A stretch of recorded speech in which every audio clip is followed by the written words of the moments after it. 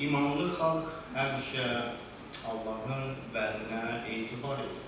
Верующий народ всегда доверяет обетованию Господа. Hətta ümidsiz görünsə də belə, o Allaha tamamilə etibar edir.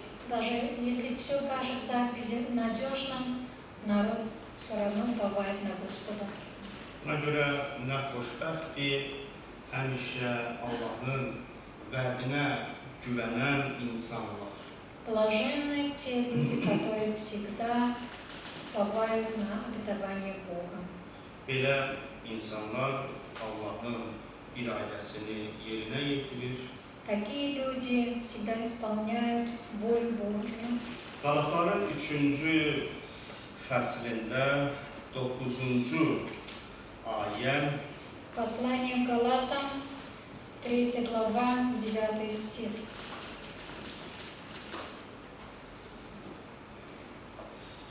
beləliklə imana əsaslananlar iman etmiş olan İbrahimlə birlikdə xeyir-dua alırlar. Итак, верующие благословляются с верным Авраамом. İman edənlər. Belə insanlar həmişə hər bir sınamada qalib gəlir. Çünki inan bu Allaha itayətli olmaq deməkdir. Верующие всегда побеждают в каждом испытании, потому что этой верой является повинование воле Божьей. Çünki həmişə müqəddəs ruhun səsinə qulaq asır, Allahın iradəsini yerinə yetirir. Bu elə İbrahimin imanıdır. Верующий человек всегда слушается голоса Божьего и исполняет его волю. И такова была вера Авраама. Əlbəttə ki, insanın zəif cəhəti də var. Конечно же, у человека есть и слабости.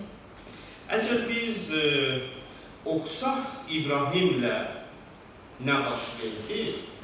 Если бы мы прочли бы историю, что произошло с Авраамом, İbrahim inandı oğlu haqqında verilən vədə. тут в пророчестве мы читаем, что он поверил обещанию Господа о его сыне. Amma gözləmədi ki, Rəbb yerinə yetirsin öz sözünü müəyyən etdiyi vaxtda, öz üsulu ilə. Demək, Allah nə vaxt istəyir?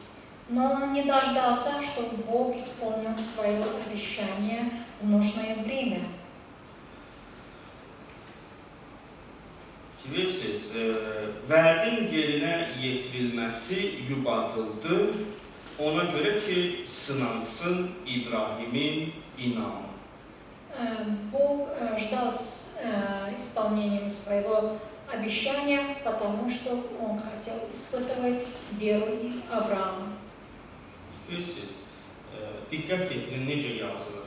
O, tab gətirmədi bu sınamada. Но Авраам не смог устоять в этом испытании. Bilirsiniz, doğrudan da bunu başa düşmək olar. Çünki o artıq ürəyinə salmışdı, Allahdan eşitmişdi, çox istəyirdi, oğlu olsun. Можно понимать Авраама, потому что у него уже это было заложено в сердце. Он услышал от Господа, что у него будет сын, и он хотел, чтобы это случилось очень bыстро. Həyat da belə qurulur ki, insanlar ailə qurur, evladı olur.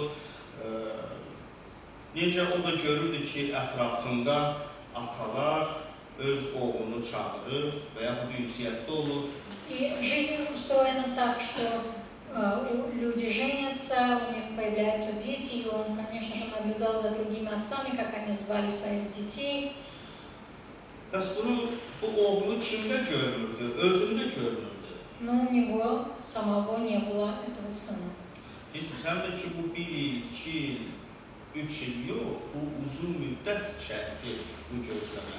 И это время ожидания продолжалось очень долго, не 1 или 2 года. Bilirsiniz, Allah vəd verdi, bəs hanı, nə üçün bu yerinə yetmir?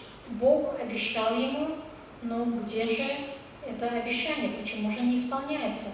Bax, elə buna görə də həmişə şeytan tərəfindən İbrahimə bu imtahan hazır idi, şeytan toruna salsın.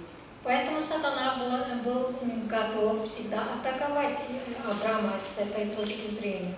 Bilirsiniz, necə o fikir verirdi, onun həm yaşıdları, onların evladı, necə atalarına müraciət edir. Bax, bu vaxt elə İbrahim fikirləşirdi, bu vaxt İbrahim gözləyirdi gün və gün, ay və ay, il və il keçdikcə, bunun hamısı da İbrahimi zəhərləyirdi.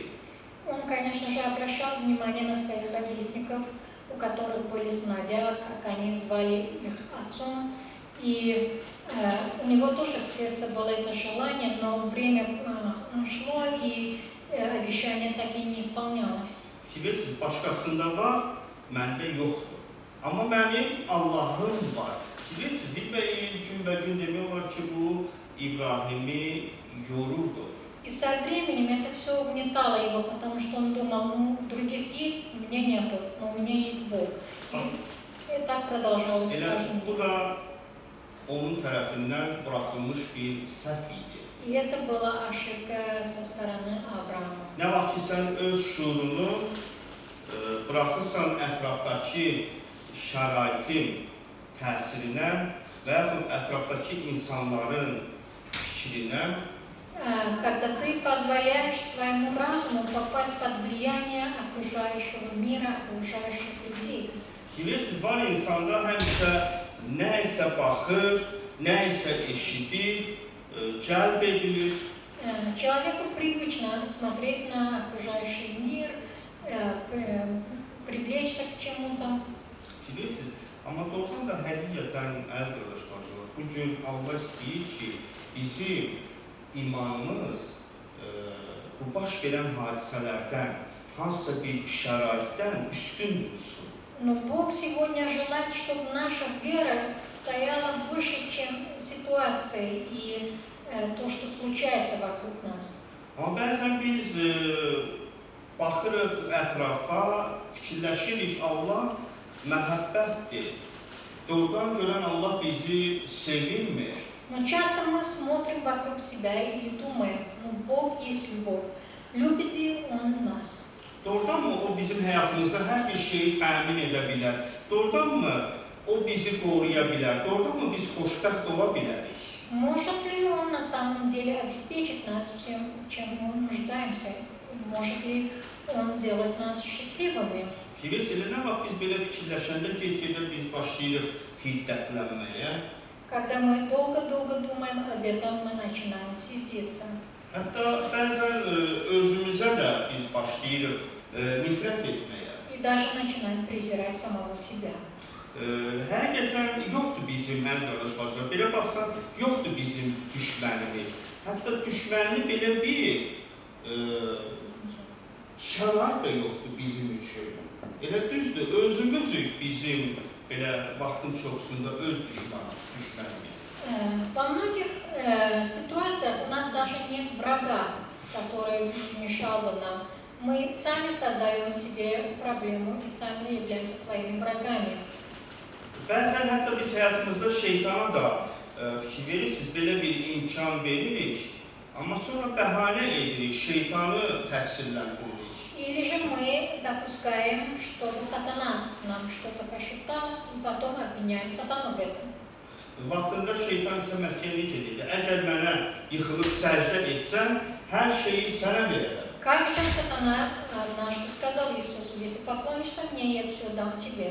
Əlbəttə ki, İsa Məsih şeytanı öz həyatından rədd etdi. Конечно же, он выгнал сатану из своей жизни и сказал прочь. Amma bəlkə biz hələ dialoqu saxlayırıq, şeytanla hələ də bu fikirlərdə qalırıq. Bəs nəticə necə ola bilər? Axırda şeytan bizə nə verə bilər? Но может быть наша проблема в том, что мы продолжаем наш диалог с сатаной, и это ведет нас в опасность. И что же может случаться в конечном счете?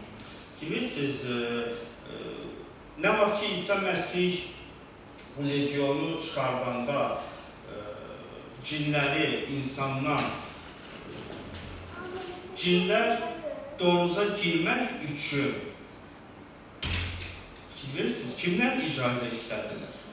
İsa Məsihdən, düzdür. Bunların və özünün belə hal-hazırda ixtiyarı ola bilmədi. Когда Иисус изгнал бесов, легион от человека, эти бесы сами умоляли Иисуса, чтобы он отправил их к свиньям. Даже они не могли ничего делать против его воли. Amma lap belə çox vaxtı belə hərfən görünür ki, biz belə hirslənirik, biz deyinirik, hansısa bir və insanlara nə üçün bizimlə kimsə düşmənçilik aparır, nə üçün sevmirlər. Мы часто сердимся, часто ропчем об этом, что почему же люди наши враги, почему они нас не любят. Bilirsiniz, elə çox vaxtı buna görə də bu həyatda biz yoruluruq, elə başlayırıq get-gedə Allahın özündən də narazılıq etməyə. И это все угнетает нас в жизни, и со временем мы начинаем быть недовольными самим Богом тоже. Bu da odur ki, əziz qardaş-bacılar, biz çox vaxtı Allahın sözünə etibar etmirik. И мы больше не доверяем Слову Божьему. Bilirsiniz, onun planına, onun hər birimiz üçün xoş olan niyyətinə И больше не уповаем в Его планы и хорошие помыслы о нас. Bilirsiniz, bunu yəqin ki, sizdən çoxunuz əzbər bilirsiniz. Yeremiyanın 29-cu surasında, 29-cu sura 11-ci ayədə yazılıb. Çünki sizin barənizdə olan fikirlərimi özüm bilirəm. Rəbb belə bəyan edir. Mən sizin pisliyiniz deyil, salamatlığınız barədə düşünürəm ki, sizə ümidli bir gələcək verir. Наверняка многие из вас знают это наизусть. Еремия, 29 глава, 11 стих. «Ибо только я знаю намерения, какие у меня о вас, говорит Господь. Намерения во благо, а не на зло, чтобы дать вам будущность и надежду». İndi biz ruhdan düşüb düşünəndə, nə vaxt ki, bu şərait bizə qarşı çıxanda, ətrafdakı insandır, bu mühit, hansısa bir işdir, bizə qarşı duranda, biz düşünməyə başlayanda, gəlin, əziz qardaş-bacılar, fikirləşək, Allah necə düşünür bizim barədə? Когда мы падаем духом, и когда проблемы, ситуации, в которые мы попали, мешают нам, и мы начинаем нервничать, давайте подумать о том, как же Господь думает об этом, каковы Его мысли. Allah bizim xeyrimiz üçün fikirləşir ki, gələcəyə ümid olsun. Бог думает во благо нас и желает, чтобы мы имели надежду на будущее. Bilirsiniz, elə biz həyatımızda tez-tez şeytanın zoruna, imtahanına düşürük. Çox vaxtı, çünki özümüz fikirləşirik və öz başa düşdüyümüz kimi, öz istədiyimiz kimi hərəkət etmək istəyirik. Мы часто попадаем в сети сатаны, потому что мы сами думаем и мышляем, и думаем делать то, что мы сами соображаем. Fikirləşik, əgər mən bax bu istəklərimi həyata keçirmək üçün, bu da ki, 1 deyil, 5 deyil, nə qədər bizdə var istək, etiraz. Əgər bunu özüm etməsəm, kim bunu təmin edəcək? Kim nə vaxtsa bunu həyata keçirdəcək? И мы думаем так, что если я не исполню свои желания, а желаний у нас много, то кто исполнит их для меня? Лучше я сам. İkinci bir problem bu Allahla əməkdaşlıqdır. Fikir verirsiniz, Allahla birlikdə qalıb, birlikdə işləməkdir, əməkdaşlıq etməkdir. Bax, bəzən bu bizə problem olur. Вторая проблема – это сотрудничество с Богом, когда мы остаемся вместе с Ним и работаем вместе с Ним. Fikir Allah bizi yaradıb, hər birimizə qabiliyyət verib ki, biz özümüz də nəsə edək, bizə düşən bax belə bir var hissə, nəsə biz onu edək, baxaq, sonra sevinək, necə yaxşı alındı. Бог дает нам все способности, чтобы мы сами тоже могли что-то делать в свою очередь и радовались тому, что мы смогли делать. Amma fikir verirsiniz, Allahın planına görə necə nəzərdə tutulur? Nəzərdə tutulur ki, bunu biz Allahla birlikdə edək. Onun planına görə, onun iradəsinə görə, müqəddəs ruhun səsinə görə. Но в плане Бога это звучит так, что то, что мы делаем, мы должны делать вместе с Богом и по Его воле, и слыша Его голос. Belə burada başladı İbrahimin demək olar zəifliyi, Allaha etibar etməməsi. И тут началась слабость Авраама, когда он перестал доверять Богу. Şimdi siz elə il keçir. Время проходит. Siz qərara gəlirlər ki, hələ ki bir o qədər sən haldan düşməyibsən, sana fikirləşir ki, artıq məndən heç nə alınmaz, sən gələ nəsə eləyə bilərsən, səndən fikirləşir, sən nəsə bacararsan. Buna görə də Həcəri özünə arvad al, bu oğlun olsun. И муж и жена решают между собой так, что Сара уже совсем стара и не может ничего делать, но у Авраама еще есть силы, и он может что-то делать. Пусть возьмет Агарь себе в жену, и пусть у него родится от нее сын. Əlbəttə ki, İbrahim bunu bacardı, bilirsiniz, amma bundan istifadə etmək olmalıdır. Конечно же, Авраам смог этого сделать, но он не смог воспользоваться этим, тем, что он сделал. Bilirsiniz, deməli, uşaq olmağa oldu, uşaqla bərabər problemlər də yarandı. У него родился сын, но с сыном вместе родились и проблемы куча. Bilirsiniz, artıq yarandı ailədə fikir ayrılığı, bir-birinə qarşı durmaq, biri digərinin qarşısında təkəbbürlük etmək. Возникло разногласие в семье, противостояние, у одного появилась гордость.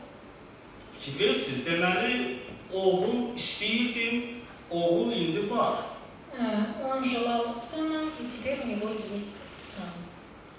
İndi ölmək olar, Можно теперь гордиться, amma indi necə ölməsən, elə bir mübahisədir, ailədə elə bir dağıntı baş verir, artıq ayrılıq lazımdır. Bilirsiniz, ayrılıq vaxtı gəlir, çatır. Bu da İbrahimi çox qəmləndirir. А чем же гордиться, когда в семье уже разногласия, раскол, и нужно разделять семью? И это было трудно для Авраама. Bilirsiniz, bax buna görə də bəzən insan xəyal edir, fikirləşir, öz düşündüyü kimi, amma Allahı unutur.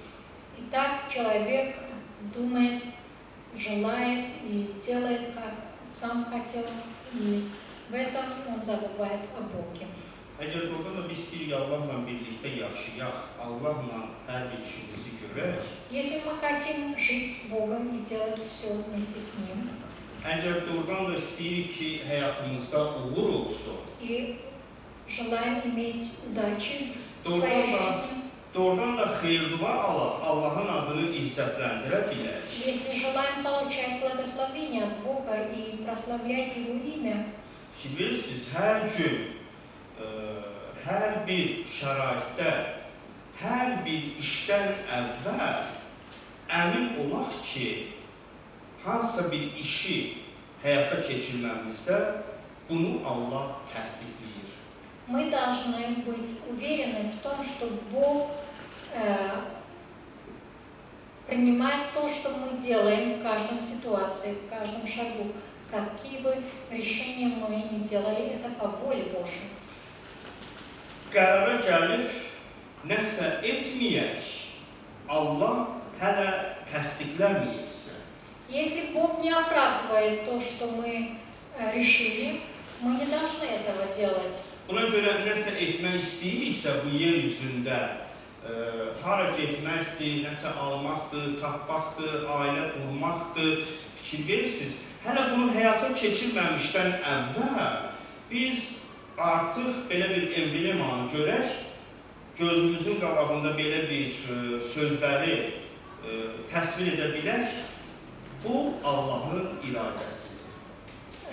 Что бы мы ни планировали, куда выехать, с кем жениться, что бы делать, мы должны перед своими очами представлять эти слова. Воля ли это Бога? Düzdür, ola bilər dərhal alınması, bəlkə biz buna alışmamışıq. Может быть, это у нас получится не сразу, потому что мы не привыкли к этому. Amma biz dua etsək, Allahdan istəsək, mütləq Allah ağıl verəcək, fikir versə, bizi idarə edəcək. Nəsə bir yolla Allah bizə açılış Но verəcək. если мы помолимся и попросим Бога, Он даст нам мудрости, и Он даст нам откровение, и какими-то путями Он откроет нам свою волю. Bilirsiniz, bax, artıq biz görürük İbrahimlə nə baş verdi, demək olar belə bir onun üçün gəldi ağır gün, çətin şəraitdə. Bilirsiniz, doğrudan da İbrahim kədərləndi. Как мы прочли об Аврааме, что у него возникли проблемы, у него уже трудности в семье, и он очень сильно огорчился. Allah ona rəhm etdi, onu öz mərhəmətindən məhrum etmədi. Но Бог был милостивым к нему, и Он не лишил его своего милосердия. Bilirsiniz, Allah ona yeni bir sınama təyin etdi. И Бог назначил новое испытание для Авраама. Bilirsiniz, artıq İshak doğulandan sonra belə bir sınamanı Allah ona verdi. Yəni ki, belə bir sınama hələ heç kimin başına gəlməyib. Он дал ему такое испытание после рождения Исаака, что, наверное, никому больше Бог такого испытания не послал. Bilirsiniz, deməli, onların səhvi bu idi ki, bilirsiniz, İbrahim Saranın səsinə qulaq asdı, onun Həcərlə evlənməsi. Digər onun səhvi, bilirsiniz, bu idi ki, Saranı necə qorxdu, arvadı deməklə. Arvadı qalağa bıraxdı, özü qaldı. У Авраама были ошибки. Одна из ошибок было то, что он послушался жены своей и жениться на Агаре, не дождавшись исполнения обещания Бога. И вторая ошибка у него было то, что он испугался и он выдал свою жену за сестру. Biz artıq indi İshak olanda doğrudan da İbrahim başa düşdü ki, bax bu onun öz qabiliyyəti deyil. Əgər cavanlığında, biraz gənc olanda nə isə bacarırdısa, amma indi fikirirsiniz, bu ona Allahdan hədiyyədir. Artıq Saradan da ki, heç nə alınası deyil. O başa düşdü ki, bu Allahın möcüzəsidir, Allahın hədiyyəsidir. Когда Исаак родился, Авраам понял, что все, что произошло, это было исключительно от Бога, потому что когда он был моложе, у него были силы, он не был в состоянии ничего делать. И теперь его жена не была способна рождать. И это было чудо Божие, это было только дар от Бога. Bilirsiniz, doğrudan da İbrahim başa düşdü ki, o düşdü ətrafdakı təsirə. Çox vaxt elə biz insanlar da fikir verirsiniz, necə çıxış yolu tapırıq özümüzə? Necə ki, insanlar çıxış yolu tapır, necədir adət-ənənə, elə deyilmi? İnsanlar hansı işi necə yerinə yetirir? Bilirsiniz, biz də insan təbiətimizlə belə adət etmişik. Авраам понимал, что он попал под влияние окружающих людей. Так и мы часто поступаем, когда нам приходится трудно, мы поступаем так, как все люди вокруг нас делают, и это все влияет на нас. Bilirsiniz, buna görə də insan elə bir səhv edə bilər, belə bir vəziyyətdə. Bilirsiniz, həyatı boyu bunun nəticəsini daşımalı olur. В таких случаях человек может допустить такую ошибку, что результат этой ошибки он может почувствовать всю жизнь. Bilirsiniz, elə İbrahim Sara da belə görürdü ki, baş verən hadisələr, şərait necə üst-üstə davam edən, gələn qocalıqdır, həyatdır, hamısı göstərirdi ki, bu Allahın sözü ilə uyğun gəlmir. Allah deyənlə heç üst-üstə düşmür. И Авраам, и Сара понимали, наблюдая то, что происходит вокруг них, что это все не совпадает со Словом Господа, потому что они старели с каждым днем, у них появлялись трудности в семье. Buna görə də bəzən Allah dediyi söz, vəd etdiyi sözdə biz büdrəyə bilərik. Elə bir şərait yarana bilər, elə bir hadisələr dalbadal baş verə bilər. Fikir verirsiniz, biz burada Allahın sözünü unuda bilərik. Bax, belə bizim zəif cəhətimiz. Мы можем заблуждаться в ожидании обещания Бога, когда мы запутаемся и будем смотреть на другие вещи и забудем о том, что Бог сказал. Bax, imanlı adam belə vəziyyətdə Allahın sözünə necə etibar edir? Allahın sözü ilə necə davranır? В таком случае, как же поступает верующий человек, как он уповает на Слово Божие? Bilirsiniz, Rəbb dedi, necə dedi? Yer və göy keçib gedər, amma mənim sözüm keçib getməz. Göy və yer keçib gedər. Как говорит Господь, небо и земля пройдет, но мое слово не пройдет.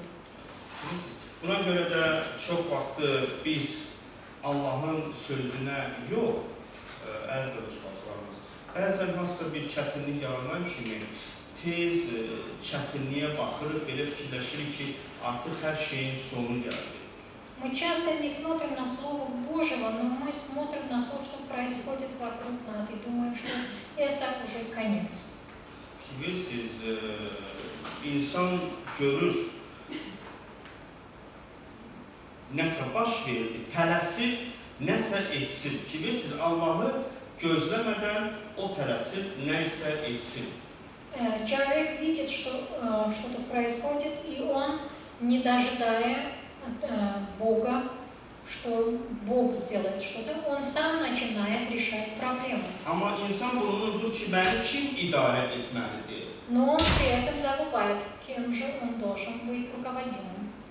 Bilirsiniz, mən kimə etibar etməliyəm? Кому же он должен доверяться в этом случае?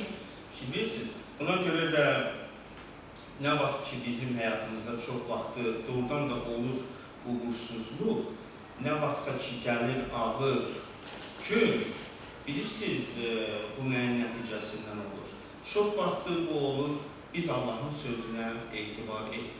То, что у нас бывают неудачи и трудности, В основном это бывает результат того, что мы не уповаем на Слово Божьего и не дожидаемся, чтобы это исполнилось. Peyğəmbərlik ruhu yazır, Allah İbrahimi dəvət etmişdi, bütün imanlıların atası olsun. Дух пророчества говорит, что Бог пригласил Авраама стать отцом всех верующих. Amma onun həyatı nümunə olmalı idi. Но его жизнь должна была быть примером для всех.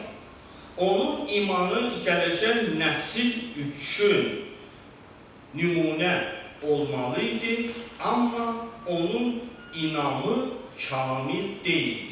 Его вера должна была быть примером для будущих поколений, но его вера не была совершенной. Fikir verirsiniz, onun inamı kamil deyildi.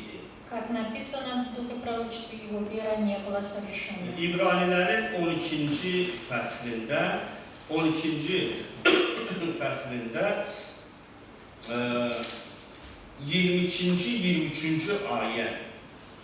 12 Евреям 12 глава, 23, 24, 22 и 23 стихи.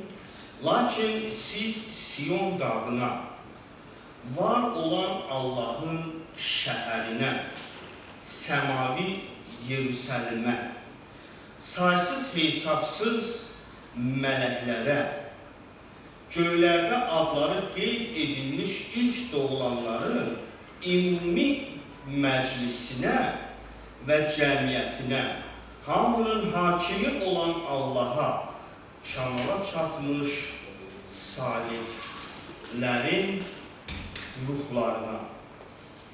Но вы приступили к горе Сиону и к ограду Бога Живого, к небесному Иерусалиму и тьмам ангелов, к торжествующему собору и церкви первенцев, написанных на небесах, и к судье всех Богу, и к духам праведников, достигших совершенства. Bilirsiniz, burada nəzərə alaq, kamala çatmış salihlərin ruhlarına. Духи праведников, достигших совершенства. Bilirsiniz, salihlərin ruhu bizə, o ruha biz onu almadıq, o ruha çatmaq lazımdır. Мы не получили этот дух праведников, но мы должны достичь этого духа. Bilirsiniz, bəs necə biz buna çata bilərik? А как мы можем достичь его? Hansı bir vasitə ilə? Каким же путем? Elə sınama vasitəsilə, Это происходит через испытания, ağır şərait vasitəsilə, çətinlik через vasitəsilə, трудности и тяжелости. öz arzularımızı həyata keçirə bilməməklə, Когда мы не можем исполнять свои желания. xəyallarımızı, fikir verirsiniz, istəklərimizi həyata keçirə bilməməklə, Когда мы не можем осуществить свои мечты. fikir verirsiniz, bax belə insanlar axırda yekunda bir sözlə, nəticədə onların ümidi oldu. Onlar Allaha etibar etdilər. У таких людей в конце концов появилась надежда, и они доверялись Богу. Fikir verirsiniz, ağır şərait oldu, çətinlik oldu. У них были тяжелые времена, трудности. Çox istəklərini yerinə yetirə bilmədilər. Они не смогли исполнять многие свои желания. Amma axırda nə baş verdi? Но что случилось в конце? Axırda ümid etdilər. Onlarda axırda ümid oldu. Allahın sözünə etibar В etdilər. конце у них появилась надежда. Они доверились Слову Господню. Bilirsiniz, artıq demək olar ki, belə insanlar ruha görə yaşayırlar. И теперь эти люди живут по духу. Bilirsiniz, belə insanlar həyatlarında Allahın səsinə get-gedə qulaq asdılar. И такие люди уже начинают слушать голос Божий в своей жизни. Bilirsiniz, bədən etirazlarına görə yox, ruha görə yaşadılar. Теперь они не живут по желаниям плоти, но по духу. Fikirlərsiniz, müqəddəs ruh da onlarda qaldıqca get-gedə onları təqdis edirdi. И пока Дух Святой оставался в них, Он освящал их. Bilirsiniz, 10-cu İbranilərin elə 10-cu fəslində 10-14-cü ayədə yazılıb. 10 глава Евреям, 14 стих. Çünki o yalnız bir təqdim vasitəsilə təqdis olunmaqla, siz burada əhli-cəddi həm nəzərdə tutur, o yalnız bir təqdim vasitəsilə təqdis olunmaqda olanları həmişəlik kamilləşdirdi. Təqdis olunmaqda olanları həmişəlik kamilləşdirdi. Ибо Он одним приношением навсегда сделал совершенными освящаемых. Bilirsiniz, təqdis olunan insanlar deməli artıq get-gedə öyrəndilər hər bir şəraitdə. Artıq onlar üçün təhlükəli görünsə də, qorxulu görünsə də, artıq onların belə təcrübəsi oldu ki, müqəddəs ruhun təsiri altında qaldıqca bilirsiniz, axırda onlar görür ki, Allah onları idarə edir. Освящаемые люди – это те, которые, несмотря на все случаи в их жизни, когда все кажется трудным и безвыходным, они видят, что ими руководит рука Божья. Müqəddəs ruh, əziz qardaşlar, onları idarə edir. И Дух Святой ruководит ими. Təqdis olunan insanlar, deməli fikirlərsiniz, həyatı boyu, bugün, sabah, bir il sonra bu proses gedir. Təqdis olunmaq. Освящение происходит в течение всей их жизни. Это происходит каждый день. Artıq fikirlərsiniz, onlarda belə bir təcrübə olur. Onlar arzuluyurlar həmişə dayanmadan müqəddəs ruhun təsiri altında olsunlar. Dayanmadan müqəddəs ruh onların üzərində И işləsin. у них, таких людей, уже появляется опыт, и они желают остаться под влиянием Духа Святого все время, чтобы все время осветиться. Artıq get-gedə heç bir şərait onları qorxuzmur. И они уже не boятся никаких ситуаций. Artıq onlar insan öyrətməsindən asılı qalmır. И теперь они не зависят от учения человеческого. Artıq onları Allah özü öyrədir, Allah özü təqdis edir. И теперь Бог сам учит их и сам освящает их. Bax, bu insanlar imanı olan insanlardır. Такие люди являются верующими людьми. İmanı olan insan o deməkdir ki, o müqəddəs ruhun səsinə qulaq asır, onu yerinə yetirir. Человек, который имеет веру, это означает, он слышит голос Духа Святого и исполняет его волю. İndi İbrahim belə olmalı idi ki, imanlıların atası sayılsın. İbrahim belə bir vəziyyətdə olmalı idi ki, Allahın səsini eşidir, onu yerinə yetirir, Allaha etibar edir. Fikirlərsiniz, İbrahim belə nümunə ola bilərdi. Авраам должен был быть таким же человеком, чтобы стать отцом всех верующих. Он должен был слышать голос Бога и исполнять то, что Бог говорит, и от него ожидалось это. İndi fikir verdik ki, belə təqdis olan insanlar kamala çatır, kamilləşir. Как мы прочли, эти освящаемые люди достигают совершенства. Buna görə fikirləşin, öz istəyimizlə bugün nə etməliyik? Öz etirazlarımızla, öz iradəmizlə bugün biz nə etməliyik? Теперь мы должны подумать об этом. Что же нам делать своими пожеланиями, своей волей и как поступать? Bilirsiniz, buna görə artıq Allah oxuyur İbrahimə göndərir sınama, belə bir sınama Moria torpağına Peyğəmbərlik ruhu yazır. Orada olan dağa gətir, İsaqı qurban, yandırma ayininin qurbancağına öz oğlunu qurban gətir. И Бог дает такое испытание Аврааму, чтобы он привел своего сына на гору в море и дал его в жертвы на жертвеннике для всесожжения. İndi nə edə bilərsən?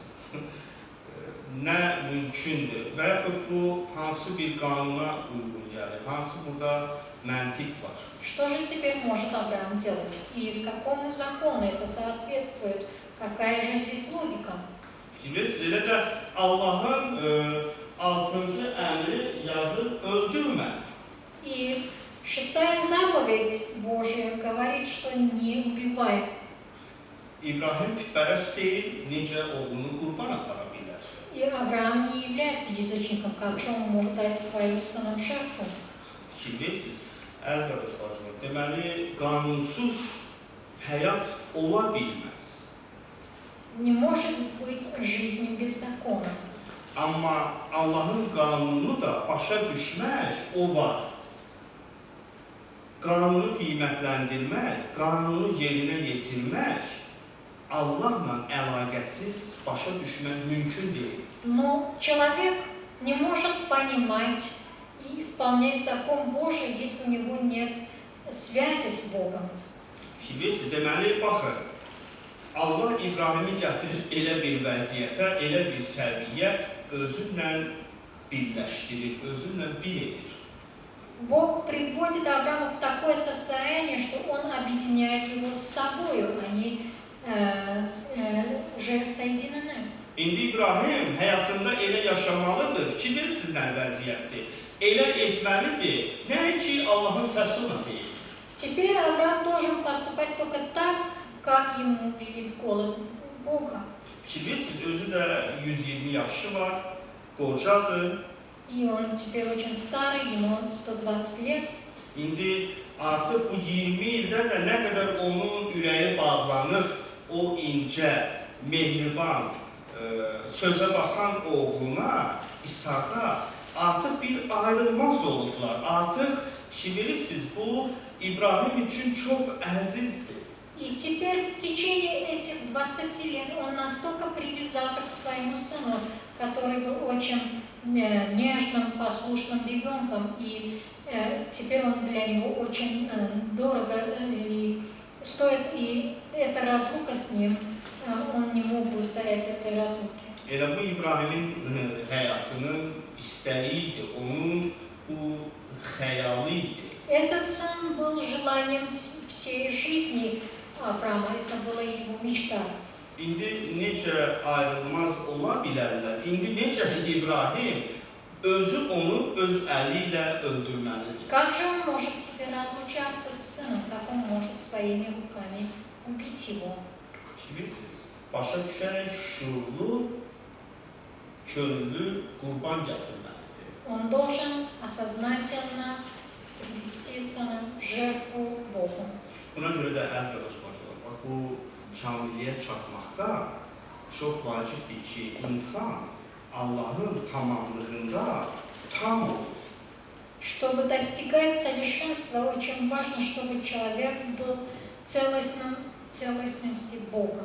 Bax, nədir? İlahi təbiətinin iştirakçısı olmaq. Когда он является соучастником божественной природы. Bilirsiniz, bu insan başa düşməsinə uyğun deyil. Человеческий разум не может достигать этого. Romalıların 4-cü surasında 17-ci ayə. Romalıların 4 глава к Римлянам, bəli, 4-cü fəsil 17-ci 17 ayədə стих. yazılıb, fikir verirsiniz.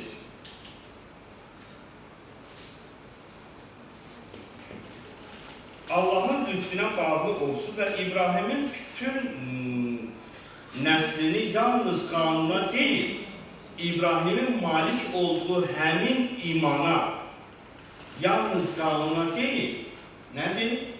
İbrahimin malik olduğu həmin imana da əsaslanaraq əhatə etsin. İbrahim iman etdiyi Allahın ölülərə həyat verən, yoxluqdan varlıq yaradan Allahın önündə hamımızın atasıdır. Necə ki yazılıb, sən çoxlu millətlərin atası, səni çoxlu millətin atası etdin.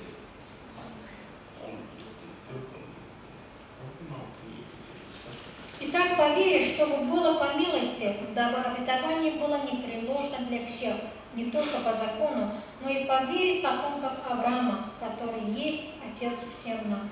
Как написано, я поставил тебя отцом многих народов, пред Богом, которому он поверил, животворящим мертвых и называющим несуществующее, как существующее. Он сверх надежды поверил с надеждою, через что сделался отцом многих народов, по сказанному, так многочисленно будет семя твое. Bilirsiniz, əgər doğrudan da biz deyirik, müqəddəs ruhdan vəftiz olaq, əgər biz deyirik, həqiqətən gerçəkdən Allahın xalqı olaq. Если мы хотим креститься Духом Святым и стать истинным народом Божьим, Bilirsiniz, sınamada qalib gəlir. и побеждать в испытаниях, Çünki axır vaxtda sınamalar artacaq. потому что испытаний в последние дни будут много.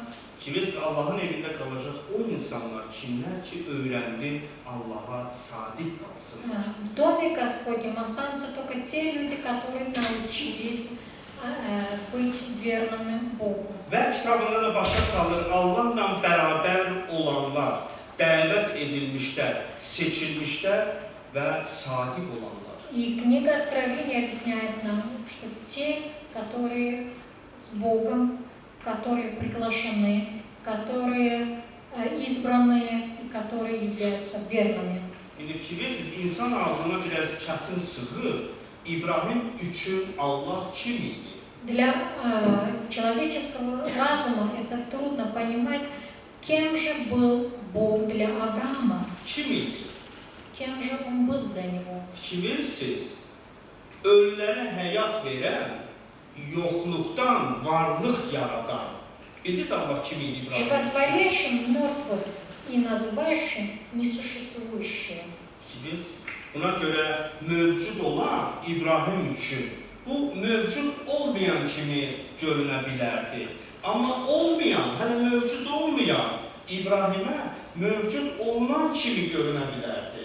То, что существует, мог казаться Аврааму как несуществующее, а несуществующее мог казаться как существующее. İndi başa düşürsünüzmü, hansı insanlar Allahın iradəsini yerinə yetirir? Какие же люди исполняют волю Бога? Müqəddəs ruhun təsirində düşüncələri dəyişmiş insanlar. Те люди, у которых разум и мысли поменялись под влиянием Духа Святого. Bilirsiniz, hətta ibadət evinə gəlsəz də, vəftiz olsaz da, 20 il Allahın sözünə qulaq assanız da, Даже если вы приходите в церковь, креститесь и приходите на служение в течение 20 лет, belə pis yaxşı ruhlu vəziyyətiniz olsa da, даже если у вас есть какая-то духовная жизнь, hələ düşüncələr dəyişməyibsə, əziz qardaşlar, bugün biz imandan söhbət edə bilmərik. если у нас мысли не поменялись, мы не можем говорить о вере. Düşüncələri dəyişməyən inanan ibadət evində heç vaxt Allahın iradəsini yerinə yetirmir və yetirməyəcəkdir. Те верующие, у которых мысли не поменялись, они никогда не исполняют волю Божию и не будут этого Elə делать. hər açılan qapını o uğur da saya bilər. Hər açılan qapını elə başa düşə bilər ki, elə bu Allahdandır. Такие верующие могут принимать каждого открытого двери как удачу или как от Бога. Buna görə Allahın sözünə əsaslanan, müqəddəs ruhda olan düşüncələrdə fikir verirsən, Allahın açılışı olur. Allahın düşüncələri ruhlu düşüncələrə daxil ola bilir. Əgər orada müqəddəs ruh yoxdursa, Allahın sözünə əsaslanaraq insan fikirləşmirsə, insana heç nə açılmır, heç nə insana çata bilməz. Тот разум, который основывается на Духа Святого, он понимает мысли Божии, потому что если человек разум не является под влиянием Духа Святого, он не может получать откровение от Бога и не может понимать его мысли. Buna görə insan bu zamaniyə uyğunlaşırsa, hələ dünyavi onda nəsə varsa, necə yazın? Bu zamaniyə uyğunlaşmayın. Nədir? Düşüncəniz, ağlınız dəyişsin. Если человек соответствует этому времени и этому миру, он не является верующим. Как говорит Библия, что не будьте как мирские люди и не соответствуйте этому миру. Pust ваш разум и ваши мысли поменяются. Buna görə fikir verirsiniz, Allahdan olan görüntü bu tam olur, bu bir hissə olmur. Fikir verirsiniz, bu yarımçıq olmur. Allahın bütövlüyündə bütöv olur. Bu insanı qorxuya salmır. Bu insan üçün təhlükəli görünmür. O başa düşür ki, Allah onunladır. Откровение от Бога в этом случае бывает целым и полным, когда человек не имеет половинчатого представления о нем, но он понимает всю целость Бога, и Бог дает ему откровение в этом ситуации. Fikir verirsiniz, o görüntü bir hissə olmur. Fikir verirsiniz, o gələcəyə ümidi görür. То откровение, которое этот человек получает, не бывает какой-то частичной, но он получает надежду на будущее. Fikir verirsiniz, çünki fikir verirsiniz, onda artıq nə olur?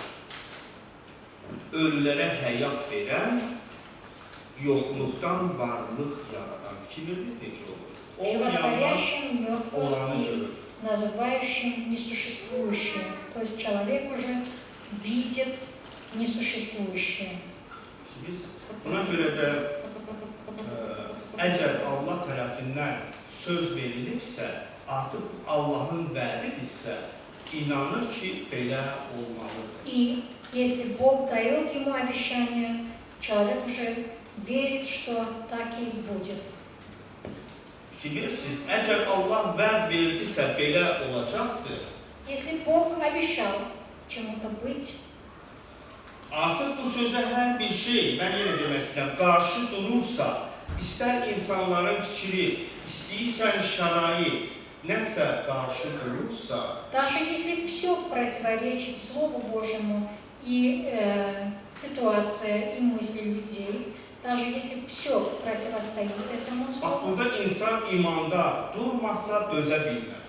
если человек не будет остаться верным Богу, он не может устоять перед этим.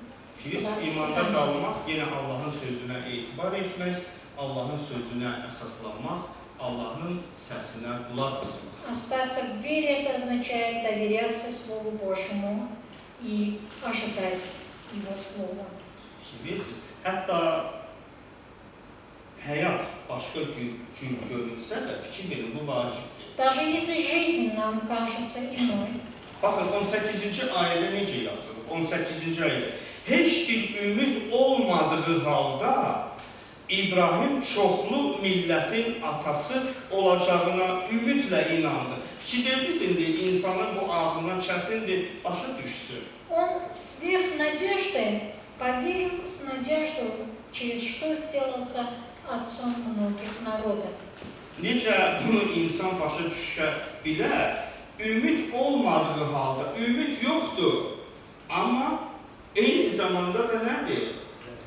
Ümid var. Ümid var ki, belə olacaqdır. Как же Bilirsiniz? это может случиться и как можно это понимать, когда нет надежды, но у него есть надежда.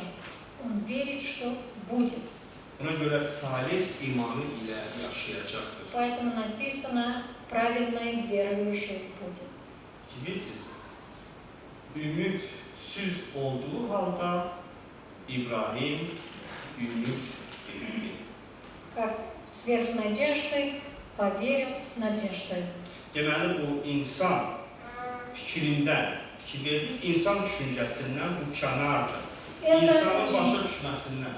Человеческий разум не способен это понимать.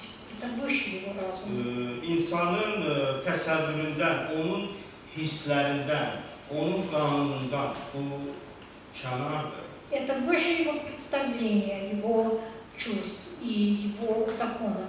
İndi ümidsiz idisə, ümidlə iman etdi. Когда не было надежды, он поверил с надеждой. Bilirsiniz. Buna görə də artıq belə biz deyə bilərik ki, bu doğrudan da ilahi təbiətin iştirakçısı olmaq deyilir. И мы можем назвать это быть соучастником божественной природы. Bilirsiniz, 19-dan oxuyaq 22-ci ayəni, 19-dan 22-ci ayədə. Hətta təxminən 100 yaşında ikən öz bədənini artıq ölüyə bənzədiyini, arvadı Sara'nın da bətninin ölü olduğunu anladı. Bilirsiniz, artıq təcrübəsi var idi. Sara'nın da bətninin ölü olduğunu anladı. Amma imanı azalmadı. İmanı zəifləmədi. Allahın vədinə imansızlıqla şübhə etmədi. Əksinə imanında möhkəm durub Allahı izzətləndirdi. Tamamilə əmin idi ki, Allah verdiyi vədi yerinə yetirməyə də qadirdir. Əmin idi, Allah verdiyi vədi yerinə yetirməyə də qadirdir. Buna görə də imanı ona salihlik sayıldı. И неизменно изнемогший в вере, он не помышлял, что тело его почти столетнего уже омертвело, и утроба Савина в омертвении. Не поколебался об обетовании Божьем, не верил, но прямо тверд в вере воздать славу Богу. И будучи вполне уверен, что он силен и исполнит обещанное, потому и вменилось ему в праведность. Bilirsiniz, buna görə diqqət yetirin, Allah hansı salihliyi bu gün bizdən gözləyir. Какую же праведность Бог ожидает от нас сегодня? Əlbəttə ki, bu Allahın salihliyidir. Конечно же, Божью праведность. Allahla birləşmək, onunla bir yaşayıb ona etibar etmək. Когда мы объединены с Богом, живем с Ним и доверяемся Ему. Amma çox vaxt bizim əhval-ruhiyyəmiz yaxşı olmur, keyfimiz bozulur, fikirləşirik nə üçün belə baş verdi. Но часто у нас не bывает настроения, мы не в духе и думаем, почему же так случилось. Bilirsiniz, nə üçün bizə başa düşmədilər, etibar etmədilər, nə üçün bizi alçatdılar. Почему же нас не поняли, нам не доверяли или же свысока нам посмотрели. Nə üçün bu təhqir edir, nə üçün o birisi dağıdır, nə üçün bu birisi belə edir. Почему же один обижает, другой разрушает, третий делает что-то. Bəzən Allah qəsdən elə bundan yol verir. Иногда Бог сам допускает, чтобы это случилось. Ona görə yox ki, biz kədərlənək. Ona görə yox ki, biz ümidi itirək. Не для того, чтобы мы огорчились и потеряли все надежды. Bilirsiniz, amma Allah istəyir, bunun hamısında biz baxaq görək ki, doğrudan da Allahla qalıb, qalib gəlmək mümkündür. Бог желает, чтобы во всем этом мы оставались верными и видели, что с Богом все возможно. İndi axırda fikirləşək, İbrahim sadiq qalmasını, bu sınamada uğurla keçməsini sübut etdimi? И давайте подумаем об этом в конце. Доказал ли свою верность Авраам в этом испытании? Bilirsiniz, Allah ona 3 gün vaxt da verdi, elə deyilmi? 3 gün ərzində o getməlidir. Бог дал ему время 3 дня, и он должен был пойти в это место в течение этих 3 дней. Bilirsiniz, onun belə bir imkanı oldu. Fikirləşsin, nəsə desin, nəsə bəhanə gətirsin, ola bilərdimi? У него была возможность подумать в это время, найти какие-то поводы, причины. Bilirsiniz, və yaxud arvadını bəhanə gətirsin, Amma yazı deyir ki, bunların hamısında o imanda zəiflər var. Ну, или же жену привести как оправдание себе, но написано, что в tечение этих 3 дней он остался verным. Bilirsiniz, artıq deməli bilirsiniz, o şuurlu olaraq başa düşdü ki, onun öz oğlu, amma belə baxsan onun oğlu deyil, onu ona Allah verdi.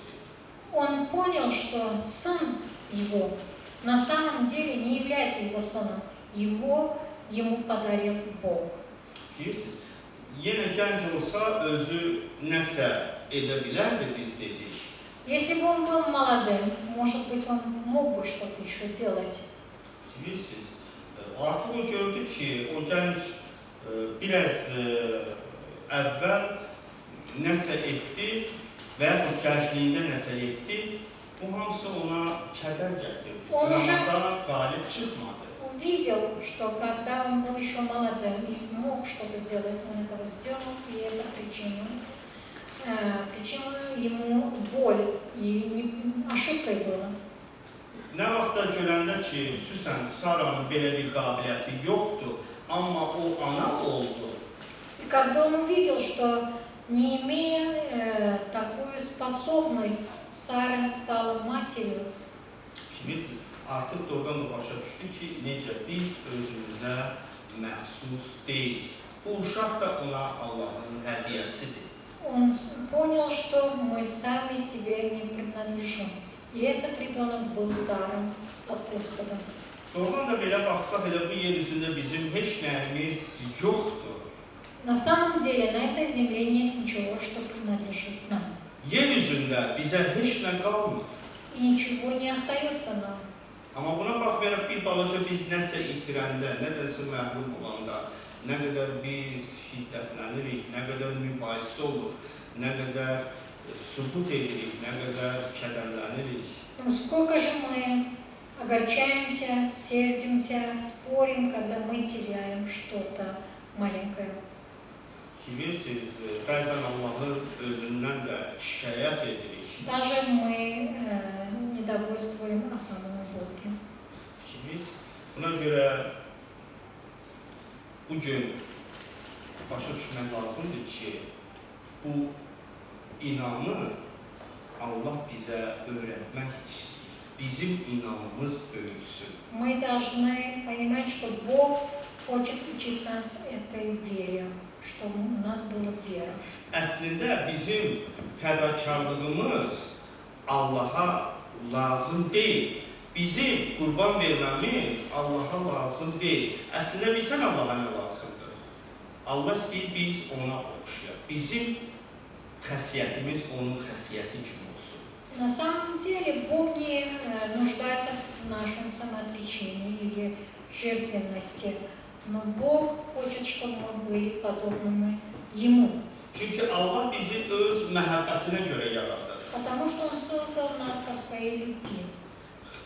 Buna görə də Allah istəyir ki, bu gün bizdə Allahın məhəbbəti, onun özündən keçməsi ki, verirsən, bax, bu ruh bizdə olsun, bizdə inkişaf etsin. Хочет, чтобы мы имели Его любовь и Его жертвенного духа. Ki, buna görə heç kim, əziz qardaşlar, həqiqətən xoşbəxt ola bilməz, bu kamilliyə çata bilməz. Əgər Allahın məhəbbəti onda inkişaf etmirsə, onda fədakarlıq yoxdursa. Если человека не развивается любовь Божия и он не имеет самоотвержения Божьего, тогда он не может достичь совершенства этой веры. İndi başa düşürmü ki, Allaha İsaqın qurban gətirilməsi lazım deyildi. Понимаете ли то, что Бог не нуждался в жертве Исаака? Və Allaha nə lazım idi? А что же ему нужно было? Prinsip. Принцип. O prinsip hansı ilə ki, Allahın özü yaşayır. Тот принцип, по которому Бог сам живет. Bilirsiniz, artıq İbrahim də belə yaşamalıdır. Eyni cür həmin qanunla, həmin xidmət ruhunda, özündən keçmə ruhunda. Авраам тоже должен был жить по этому принципу, по этому закону и духу самоотверженности. Necə Allah yaşayır, elə də İbrahim bu yer üzündə yaşaya bilərmi? Может ли Авраам жить на этой земле так, как Бог сам живет? Onun inamı evlatlarına nümunə ola bilərmi? O, imanlıların atası sayıla bilərmi? Может ли его вера стать примером для его будущих поколений? И может ли он считаться отцом всех верующих? Əgər o imanlıların atası sayılırsa, onda İbrahim elə yaşamalıdır, necə ki Allah yaşayır. Если он желает считаться отцом всех верующих, он должен жить так, как сам Бог живет. Buna görə də İsaqın qurbanı lazım deyil idi Allah'a. Бог не нуждался в жертве Исаака. Bilirsiniz, İbrahim başa düşdü, həmin gün xilası üçün sevindi. И Авраам этого понял, и он радовался своему спасению в этот день. Yahyanın 8-ci surasında 56-cı ayədə, 8-ci suranın 56-cı ayəsində yazılıb ki, verirsiniz, necə deyilir? Atanız İbrahim mənim günümü görəcəyi üçün şad oldu, görüb sevindi. Евангелие от Иоанна, 8 глава, 56 стих. Авраам, отец ваш, рад был увидеть день мой, и увидел, и возрадовался. Atanız İbrahim, İsa Məsih deyir, mənim günümü gördü. Как İsaqı написано, qurban gətirəndə, o mənim qurbanımı gördü. Иисус говорит, что Он увидел день мой. Когда Он привел своего Сына в жертву, Он видел мою жертву. Yəni ki, İsa Məsihin qurban gətirilməsinə görə biz də sevinirik. Наверное, мы тоже радуемся тому, что Иисус дал себя в жертву. Artıq başa düşdük ki, Allah öz oğlunu İsa Məsihi qurban verəcəkdir. И Он уже понял, что Бог даст своего Сына Иисуса Христа в жертву. İndi İbrahim ata Allah kimi yaşaya bilərmi? И может ли теперь Авраам жить, как живет Отец Бог? İbrahimdə Allahın xəsiyyəti varmı? Есть ли у него характер Бога? Amma İsaqın qurbanı heç birimizi xilas eləmir. Жертва Исаака не спасает никого из нас. Gün gətirilən qurbanların heç biri, heç kimi xilas etmir, heç kimə xeyir dua gətirmir. Никакая из жертв, которые приносятся сегодня, не спасает нас и никому не помогает. İsa Məsih dedi, İbrahim, atanız İbrahim mənim günümü görəcəyi üçün şad oldu, gördü, nədir? Gördü və sevindi. Авраам, отец ваш, рад был увидеть день мой, и увидел, и возрадовался. Həm də o sevindi ki, belə bir keyfiyyəti əldə edə bildi.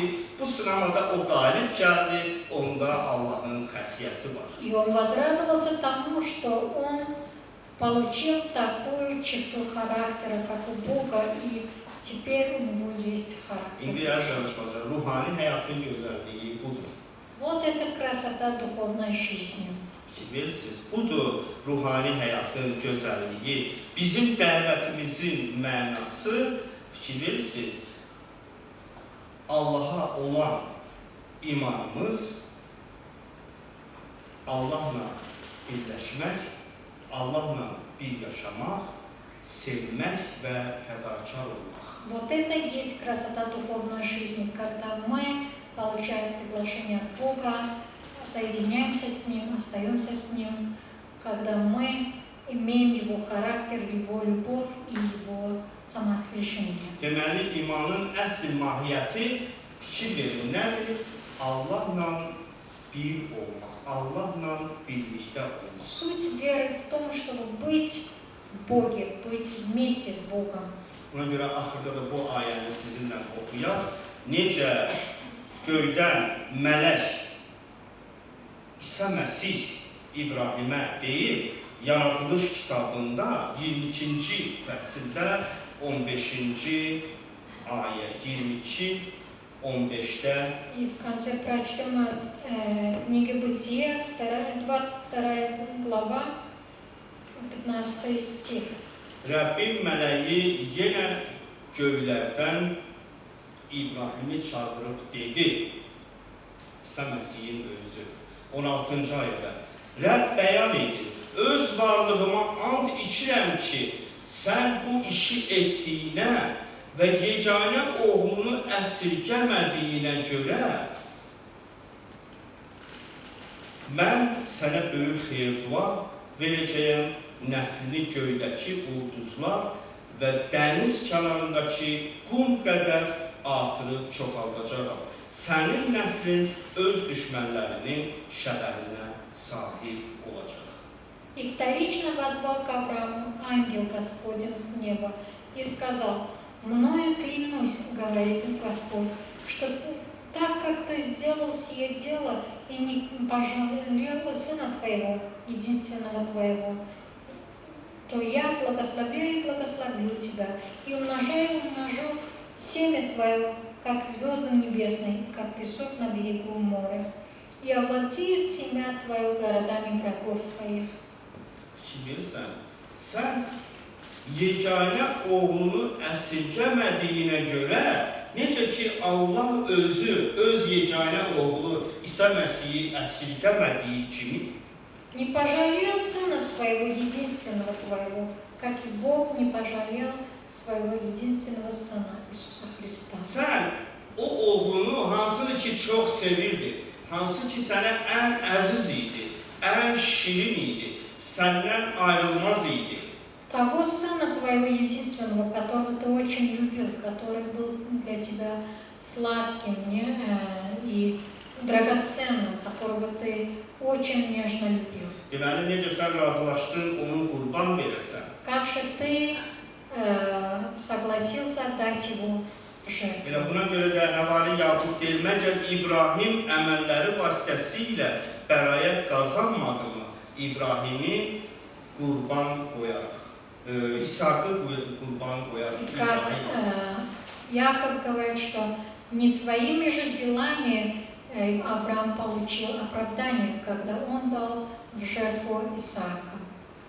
Dünyanın bütün millətləri sənin nəslin vasitəsilə xeyir-dua alacaq.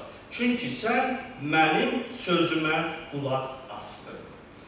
И благословятся в семени твоем все народы земли за то, что ты послушался гласа моего. İman bu müqəddəs ruhun, Allahın səsinə qulaq asmaqdır. Вера – это послушание голосу Духа Святого, голосу Божьему. Onu yerinə yetirməkdir. И исполняет то, что Он говорит.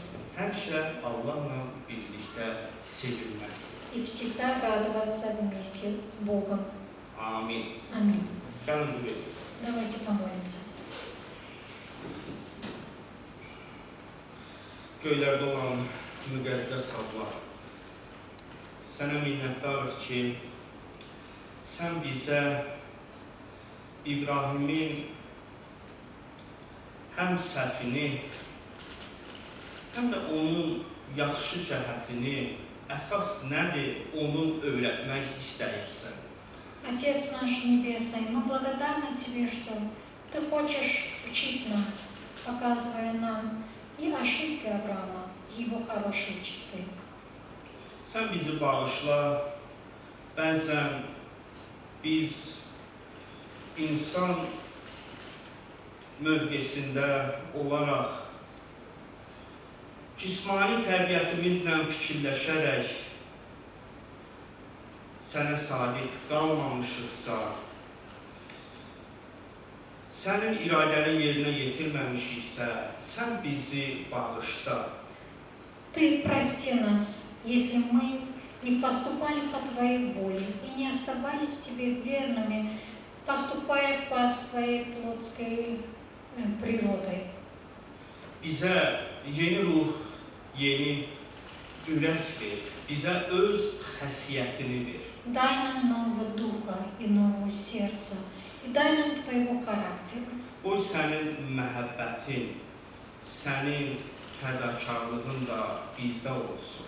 Помоги нам, чтобы мы тоже имели Твою любовь и Твое самоотвержение. Kömək ol, ya Rəbb, heç vaxt bizim imanımız zəifləməsin. Помоги нам, чтобы наша вера никогда не ослабевала. Çünki sənin sözün həqiqətdir. Потому что Слово Твое истина.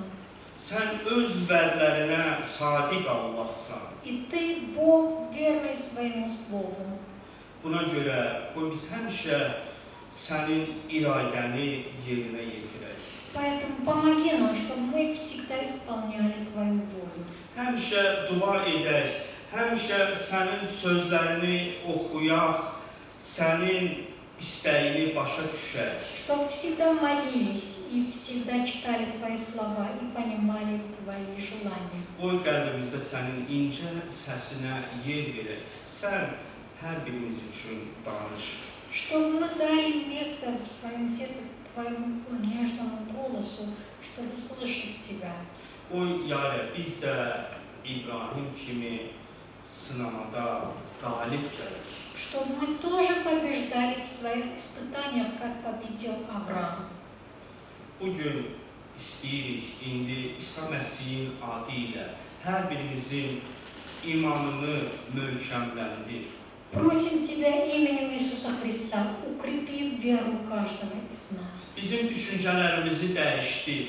И поменяй наши мысли. Həyat bizə qarşı dursa da, ümidsiz görünsək də, qoy bilək ki, ümid var. Даже если жизнь противостоит нам и все кажется безнадежным, чтобы мы были уверены в надежде. Sənə minnətdarıq ki, həmişə səndə inan, ümid, məhəbbət var. Мы благодарны Тебе, что у Тебя всегда есть вера, любовь и надежда. Qoy sənə əbədi olaraq şükür, şöhrət olsun. Да будет Тебе вечная слава и честь. İzzət, əzəmət, qüdrət və səlahiyyət olsun. Хвала, сила, честь Тебе. Amin. Аминь.